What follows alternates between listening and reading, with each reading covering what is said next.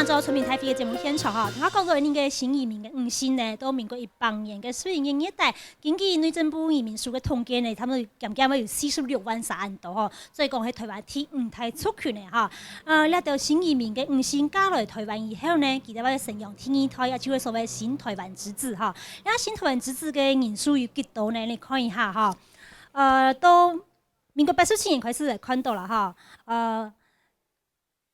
總計歐亞嘅出生數呢係有27萬人撒，在87年時間呢，應該大陸邊外是嘅種嘅偏要所講嘅歐亞呢有13904撒，啊，這樣百分比呢是5.12%啦哈。那清高峰係來到92年嘅時間呢係13.37%哈，有按到。你嚟看98年、99年嚟看下來呢，大體都維持在8.6%、8.7%左右。這個台灣咧咪100個生意哈，歐亞當中呢有8個將軍都叫嘅係呢所謂新移民女性所用嘅啦哈，所以那群新台灣之子的這個人數也越來越多哈。當然啦，到新移民5星來面對講處在這個生活上適應嘅問題，因為聽一胎以後呢，有冇高養子要面臨的青苔嘅挑戰哈。我想先請教一下我們吳副局長，就是說，桃園縣有很多的這個小學，也有很多這個是所謂的外籍配偶的這個小朋友。人數佔蠻多的學校，那針對這些外籍配偶的這些小朋友呢，那教育局這邊會給他們什麼樣的這種教育上的這個資源？各位應該會有感受到，現在小朋友的回家功課啊，難度越來越高。我們以前學習的很多抄抄寫寫的功課，現在不是啊，好多的那個東西可能需要小朋友不管照樣造句啊，或者回答一些問題啊，那個在指導上面來講，對於新移民媽媽指導上，跟家人的溝通互動，我想都一定沒有問題。但是在教小朋友，比如說學會填空、做成語的回答，那個涉及到語言的能力，或者涉及到文化的認知的部分，對於新移民媽媽來講是蠻困難、蠻辛苦的。那所以其實政府這幾年對這個問題也很重視哈，所以推動這個攜手計劃來幫助小朋友留在學校做課業輔導。那此外，我們很多大學可能也推動學生的服務學習哈，利用大專生，利用服務學習，利用課餘的時間來幫助小朋友在學校裡頭來指導他們的課業。那讓他們有一些困難的問題，可能透過學校的老師或者透過大專生這些大哥哥大姐姐來協助教導他們。那這樣對於父母親來講，在孩子課業上的負擔跟壓力就不會那麼大。OK， 社會的網絡這個時候就應該來進入了。是 OK， 好，我想請教一下我們這個趙佩玉趙老師啊，就說在你們的這個關懷據點裡面，也有針對這個新移民之子他們的這種課後輔導的部分嗎？還是說這個部分是你們怎樣從旁來協助？在我們的姐妹當中，我們反而發現另外一個現象，就是所有的擔任母親的，他們在教育子女上面可能比較欠缺的是自信心。自信心，而這個自信心，在我們從旁觀察，長期下來，發現很多姐妹她們如果是嫁來台灣以後，超過10年以上都在家中，不曾出去外面工作，而這10年的長期累積下來的生活經驗是家人也不肯定，社會也不認同，所以他們對於自己教養子女上面其實是很猶豫的。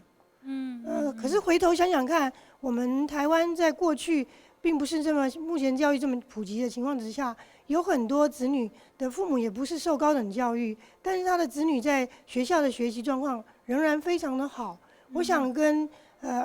子女在家中的這個跟父母之間的親子互動，應該有很重要的關係。當然背後有個很重要的關鍵人物就是老師。老師如果推動這個子女對父母的尊敬啊、孝順這個態度上面能夠落實，應該就可以克服這些問題。可是我們常見到就是可能社會上仍然普遍認為新移民姐妹或者新移民女性應該不行吧，可能不會吧，可能教不好吧。那這個也就連帶影響到他們在家中的自信心。子女也會懷疑他的母親可不可以教他，其實這些都不是問題。都不是問題。好，我想就現場就開放給我們新移民的這些女性、這些媽媽們，在子女的教養上面，你們遇到什麼樣的問題，或者台灣這些升學教育啦，你們有什麼樣的想法啊，都可以舉手發言，好不好？哪一位？这一位，嘿，教育的问题，是，我们在教育部分，原住民有补助的分数，加分的，加分是。我们全国，我们新移民有45万多了，对，但是真正学习的是11%而已。是11%里面，包括我有，因为我为了我们的小朋友的教育，是互相学习，要帮助他们。我希望，如果原住民加分30分的话，我们也不需要30分，是最少是10分可以了。OK， 好，等一下这个问题能不能加分，我们请这个副局长来回答一下吧。还有哪一位这一位。其实刚开始有了小孩，我很担心，因为我一直知道说我自己的音调讲不好，然后中文也不太好，那很怕说不会教小孩，所以从他满月之后，我就到卖场找了一些 CD。书啊，不管用看用听的都 OK， 就教他。那从小的每天他就在电视上看，那有时候会拿书，这个是什么？大象啊，小狗啊，我们就一起学习吧。然后到了他长大之后，我发现其实我们担心太多了，小孩子很聪明，根本都没什么差异。那我们怕他会比一般台湾人的小孩会跟上不起，其实并不会。因为我发现我的小孩现在他是我老师，我们要对自己小孩有信心，也要对自己有信心。那我们不会的，一起来学习，一起成长。谢谢各位朋友们，加油！加油！还有哪一位？这一位年轻的小朋友，不年轻的学生，是。大家好，我是那个中原大学国贸系的学生。我们老师有开一个课程，然后是去国小服务学习的。我有教到一位双亲都是印尼籍的学生，然后他因为他的中文程度不太好，所以跟不上学校的那个进度。是。然后我发现他其实就只是国字看不懂而已。对，他就问题就这个，然后数学跟英文都考非常高分。对，数学只是不要有应用问题，不要有中文字出现，他都考得非常高分。因为应用问题要有这个理解，中文试读理解的这个问题。对，然后他都常他可能会念字，可是他不懂字背后的意思。对。那你觉得这一群小朋友，他们是不是跟台湾小朋友一样，都一样很可爱？因为都是台湾的。对，而且我觉得他们的学习的动机比台湾的学生强很多。台湾妈妈的这个动机还有小朋友更强。对，因为我自己也有在补习班打工，我教过国2的学生，然后我发现我教那个小5的印尼的那个学生，他们的数学比国2的还要好，比我去补习班去当辅导老师教他们国2的数学，就是觉得基础好很多，他们反应很快。对，只是差于语言上还有那文字上的问题而已的障碍。对，他们只有这个问题。好，我们再开放给有哪一位姐妹或哪一位来宾要发言的？这一位。我嫁到台湾已经有21年了。那我的女儿呢是到台湾来出生的，已经今年满16，在17岁了，读国中3年级了。但是我的女儿呢，比我还乖。为什么？很认真，很自觉。那我呢，在毛泽东时代读书，没有读什么书。那我就跟他讲，你不要像妈妈一样，都是依赖爸爸，找爸爸要钱。你一定要争气，一定要好好读书，要自己靠自己。那妈妈不能够辅导他，是不是？但是呢，我就觉得呢，他有个时候说，妈妈，我有个时候好像这一次是第2名哦，不是第1名哦。我偷看他的日记。我是觉得我不对哈，我偷看他的日记，他说好，我这一次50又没希望，我还是要认真，我一定要考50。好，但是我偷偷的看到以后，我就跟他，好，那我就第2天我就讲，妈妈没有给你压力哦，但是我实际上我还是想要他争一口气，为新移民要争一口气，一定要读好的学校，不要让人家说你们这些新移民啊，到台湾来都是骗钱的啦。好，谢谢。我想请江所长一并来回答这些新移民的妈妈们他们所面临的问题。说，其实不可否认，在台湾还是有很多的民众对于新移民的女性或者这些新移民有一些刻板的印象。那这个部分其实会造成说，他们的孩子在学校的学习过程当中会遭受一些困扰，甚至对他们去教养自己的子女也会有一些正面或负面的影响那这个部分是我们怎么样可以大家一起来面对跟改进的？我有两个重点。第一个重点我要讲就是说，如果我们从这个学习的这个平均的素质或是这个教学评量来看的话，其实新移民的小孩子的这个学习的成效不会比台湾的一般的学生低，这是第一个。第二个，我觉得这个问题应该再把它的框架拉得大一点，就是说，其实新移民的小孩应该要跟台湾其他弱势的小孩放在一起讨论。我觉得放在一起讨论的意思就是说，台湾30年前跟30年后其实不一样。30年前的教育是帮你做流动的，可是因为我自己小孩读小3，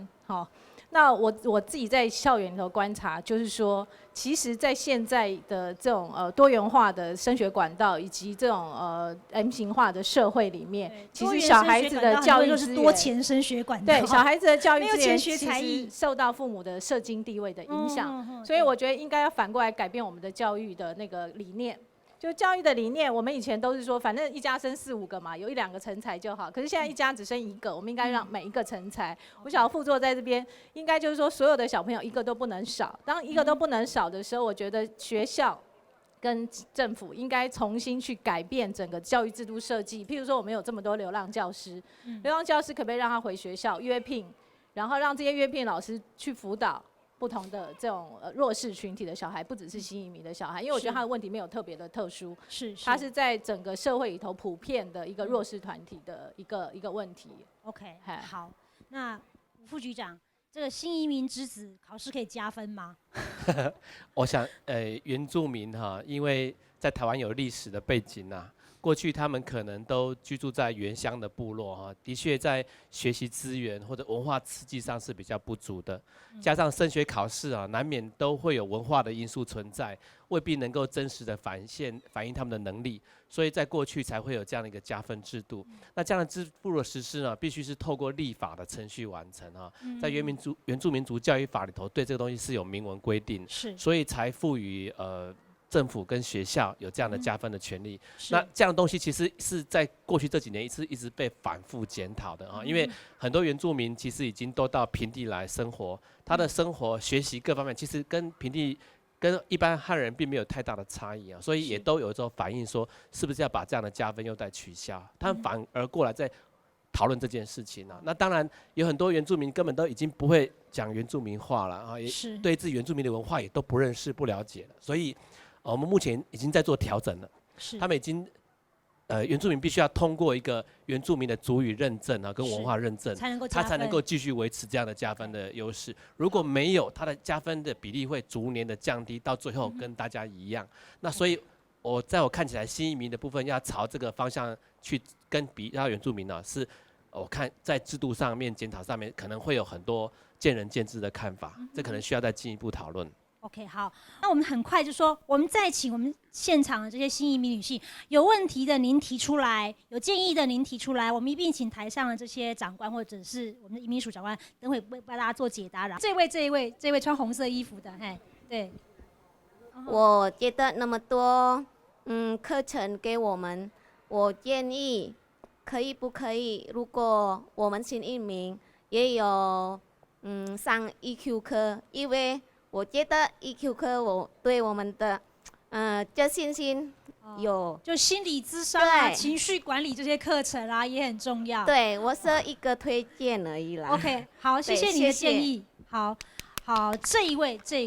我是上个礼拜2去申请我女儿那个来台湾的，结果我女儿那个当时的公证书是我那个先生的名字。他那个工作人员一定要我先生签名才可以，那我先生是已经中风了，写字都不稳定，那可不可以我们来代写？他说不行。那直到现在，可能我叫我先生签了那名，歪歪扭扭的，到现在还没有得到消息，还没有得到消息。能不能批准了 ？OK， 好那像这种状况可不可以我们代签 ？OK， 好，谢谢。这一位，我考到保姆证照已经2年了，但是还是没有带到小 baby。今年农宝贝嘛，应该是很多，但是我自己也不会行销，就是说通过什么样的管道，然后就是找到合适的小宝贝再 OK，你想当一个保姆，对不对？那有合法的这保姆证照，好，社会局也许可以处理你的问题。OK， 好，谢谢这位教授。好，我今天很高兴啊，有很多新移民朋友在我们当中。那这4年来，我带着我们中原国贸的同学啊，去做新移民子女的客服。我们发现到我们很多的这些新移民之子啊，他们国语其实说的很不错了，可是我发现到他们的原生国的母语啊，他们不会讲了。事实上，我们现在跟这些东南亚国家的贸易投资都非常密切，而且我们很多新移民他们的这个优势，其实是在这些的母语方面，跟这些对当地的文化的了解。所以如果说我们将来这些小朋友也能够把他们的这个东南亚的语言也能够说得很好的话，说不定是将来是他们的是一个优势，就业上的优势。新移民女性母国的这个文化，当然是台湾的这多元文化的文化资产，好好来重视，好好来培养、保存。OK， 好，谢谢。我想我们就先请这个吴副局长来做这个结论好了哈。新移民学习中心啊，是为我们新移民朋友来服务的啊。是。只要是各位的服务的所需要学习的需求啊，我们新移民中心都可以来进一步的来做规划，好不好啊？那第二个部分谈到有关于这个新移民子女的母语的学习课程，我觉得很重要啊，因为我们一直认为新移民朋友其实有很多你们的优势哈，不管你们在母国的这个语言能力方面哈。或者是说母国的一些文化的部分，我们希望有机会介绍给我们的小朋友，让他们多能够来认识妈妈在原生国他们是怎么样的语言，这样怎么样的文化。所以我们相关的课程应该要想办法来加以琢磨。那我想我们新移民学习中心啊，目前有开设像印尼语、越南语啊，其实已经有开始一些母国的课程，而且我们不是只有我们的新移民朋友可以来温故知新的哈，我们也希望我们台湾的朋友也可以来带他们的眷属、家属啊、子女啊，共同来学习。其实亲子来共学哈，是一件很有趣的事情。透过那个方式，也能够让我们的子女感受到我们新移民妈妈其实有很多不一样的地方。那我们很多县政府有很多的活动哦，常常也是需要各国语言的那个翻译人员哈。其实我们的新移民朋友在这个学习过程当中，我们也发现，有些人表达能力不错啊，而且很落落大方啊。有很多外国来宾需要接待的时候，他们就是很适合去当这个翻译的人才。真的是我们很好的资源，要好好的珍惜了。好，谢谢。那张所长。其实新移民进来这个台湾，其实台湾面临一个多元文化环境的转变。那我觉得这多元文化其实分成2个层次来看，系统上面就是说组织上面、制度上面，我们其实会有各式各样的制度嘛。那其实我对跟新移民的接触，他们都说台湾的公部门、警察、医生，其实都对他们非常的友善。他们碰到非常多的这个不友善的态度，其实都来自于日常生活。所以如果我比较会从日常生活的角度，就是说，如果未来台湾的民众跟新移民的这个新的这个移民都有一些接触的话，其实如果我们用同理心的角度哈，我们其实就知道，因为我们也出国读书，我们可能也出国旅游，也出国军商。如果从我们自己的移动经验里头的同理心哈，跟他们交往的话，我觉得大家会在一个比较平等的互惠的一个立场上面。那赵老师，那个合法保姆怎么样找到这个工作啊？是不是有这个县政府社会局或哪边可以媒合他们这个部分？是的，我们据点其实也常常接受有关企业界他们会 fax 来一些求职的求财的一些资讯，那我们据点就把它张贴出来。如果说不能够透过104或11这些人力银行，其实据点在桃园县有10个以上，所以每一个乡镇都有的话，就透过据点是蛮好的。另外，我们也愿意接着张所长刚刚所说的，民众如果要多接触到、认识到我们的新移民，也同时学习尊重。我们去年倒是做了一个实验，还蛮成功的，就是发现新移民朋友可以去担任志工，透过志工服务的方式多接触社区民众。同时呢，我们还设计了一个他们到学校去做多元文化宣导的工作。去年一整年下来，我们有10几位的新移民朋友参加，进到76个班级。加起来大概2000多位的小朋友，在课堂上认识到越南、印尼、泰国、柬埔寨，还有中国大陆的少数民族，像内蒙古啦、苗族这样的文化。那小朋友因为透过多元文化的认识，不同国籍的以及文化的内容，就慢慢开始拓展视野。我相信从小朋友开始教育起，我们的民众当然就会慢慢受到影响。希望所有的人都能够有正确的尊重观念。OK， 好，那最后我们移民署的李大队长有没有什么要补充的？我觉得尊重多元文化是一个全体公民应该要有的共识啦，不管你是在什么样的状况之下，那我也希望我们新移民朋友可以勇敢站出来，把你的才能表现出来。我们不要看到的是负面报道，我们要看的是正面报道。所以我们移民署呢做了很多正面的报道，有帮大家出书，有帮大家出这个就是有关这个 VCD 啊 CD 的部分。那多跟我们的服务站做接触，把你的才能呢展现在所有社会大众面前。我想这个是消除所有刻板印象最好的方法。好，21世纪的台湾係入到全球化這種嘅情況之下嘅台灣，呢個關係行向全球化，又關係行開國際嘅視野。其實咧就新移民嘅誤信，其實來自目向嘅國家，即係台灣呢個人民啊培養國際關係深厚嘅文化嘅資產哦，我攞佢哋當作係文化資產嚟看待，嚟做好好尊重、保養、通識嚟到新移民嘅誤信。其實你喺大家無論先來後到台灣都係你嘅故鄉，都既然係一家人，你是互相嘅尊重、互相嘅保養。聽數記到更加好嘅適應台灣嘅社會，有用辦法對你嘅下一代有更加好嘅教育，規劃台灣嘅發展，規劃國家未來有用更加好嘅進步嘅可能性咯。像今年你關心新移民嘅誤信，其實係關心你自家嘅家鄉、自家嘅國家、自家嘅家園。也像你電視機頭前觀眾朋友多多來關心新移民嘅誤信，新移民亦都來到台灣適應嘅問題。像你喺大家共同嚟面對嘅問題，也希望大家共同努力。以上係今日出面睇片，感謝我哋收看，從大家安子些，再見。